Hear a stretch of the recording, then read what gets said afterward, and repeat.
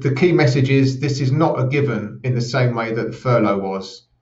You've got to understand the way that it works and have a look to see if it is worth doing. Hello. With the new job support scheme starting from the 1st of November for 6 months, just wanted to give a quick update of some of the key issues on a more practical basis, and especially comparison with what's going on with the furlough scheme. So the job support scheme, or JSS, is designed to top up the wages of employees who are working not full-time. The way the scheme works is that the employees got to work at least 33% of their normal hours, but they can work more. The employer pays their wages, plus an additional amount that I'll explain in a minute, and national insurance, employers' national insurance and pension contributions for all of the hours worked. So that's including the government contribution. And the government provides a grant for 1/3 of the hours that are not worked, but that's capped at £697.92 per month. So the employee doesn't get a top up. There's no voluntary top up like there was with furlough.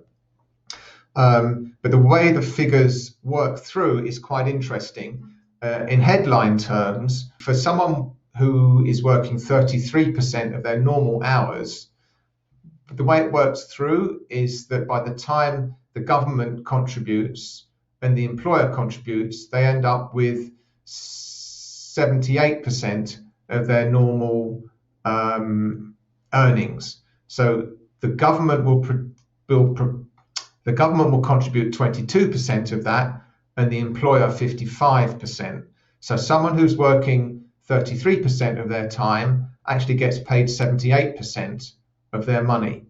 If you go to the other end of the scale, where they're working 70% of their time, the employer is paying 80% and the government 10%, with the employee getting 90% of the total. So there isn't much change. So an employee working 1/3 will get 78%.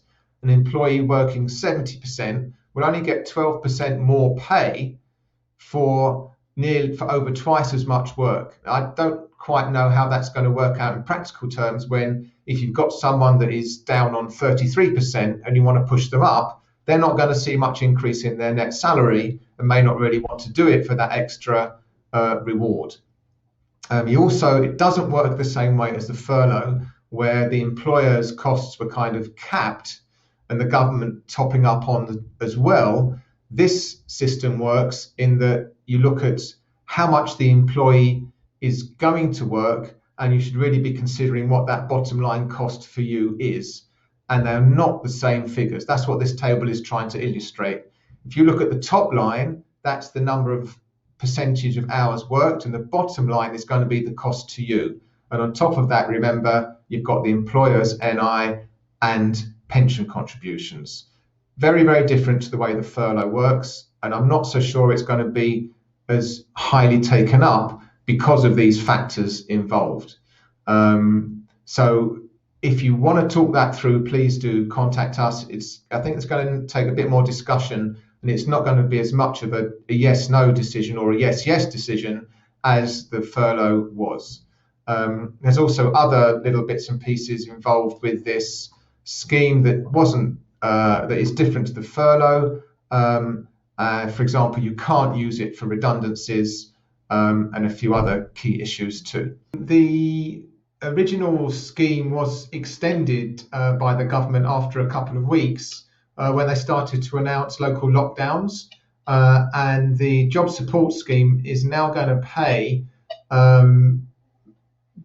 basic salaries for UK businesses whose premises are legally required to shut as part of local or national restrictions. So if you have to shut a pub or a restaurant and so on, if that's the case, the government will pay 67% of each employee's salary, up to a maximum of £2,100 a month for the same 6 months that the job support scheme is running from November onwards.